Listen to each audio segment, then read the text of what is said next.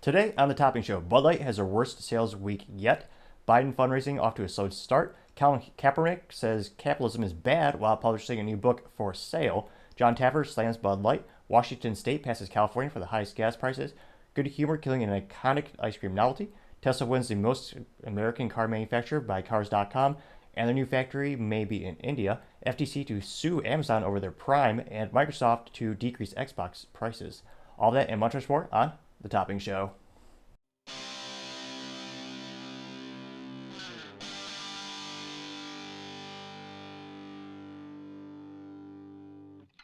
Thank you for taking the time to tune in today. Today's episode of Topping Show is sponsored by Topping Technologies.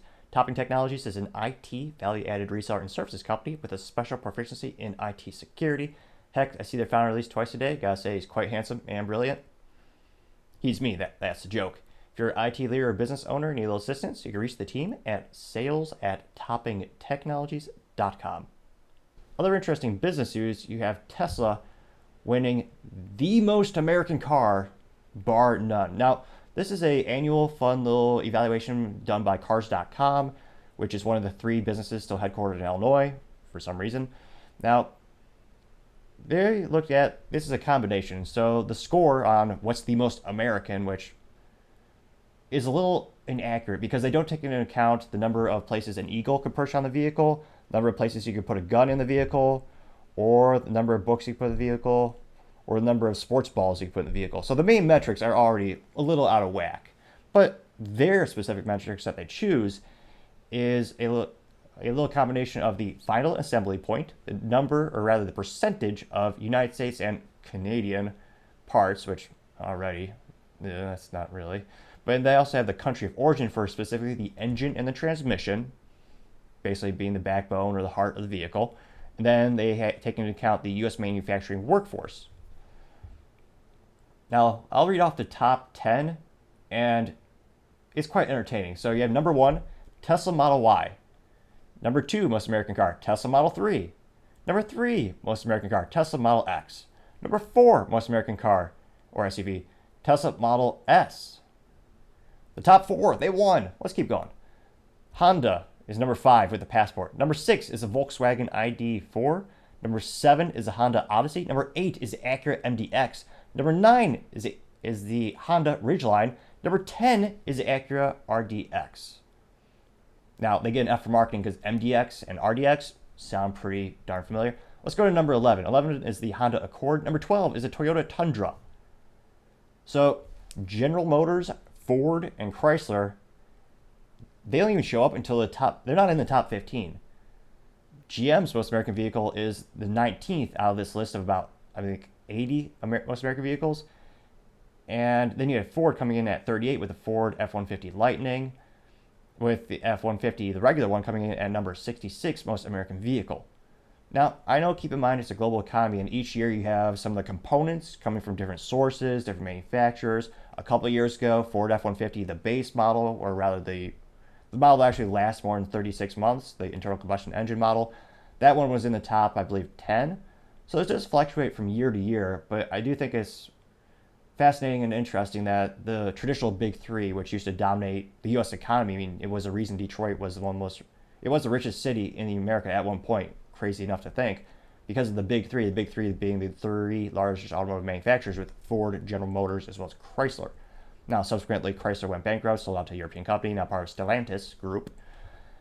But it is quite fascinating to see Tesla continuing to revolutionize the automotive industry, although it also breaks my heart that they have 3 pedals, as every car should, referencing a manual transmission. And if you don't know what that is, you are missing out on the experience of a lifetime. It is so much fun. It's hard to get away from. In fact, I've only ever owned stick shifts. Not the most expensive vehicles, but I love my little Honda Civic Si with stick shift. Now, I digress. But other interesting business news, you have Tesla evaluating another gigafactory, and it's rumored that's going to be in India. Now, if you look at their global footprint, this makes perfect sense. India is one of the fastest and largest growing markets when it comes to end users.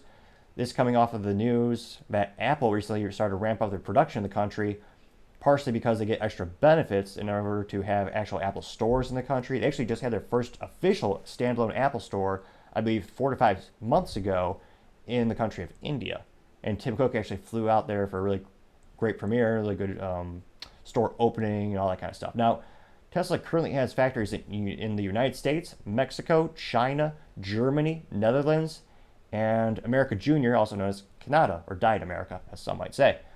So they have gigafactories all around the globe at the largest markets because, again, in a global economy, it makes lots more sense to manufacture it locally.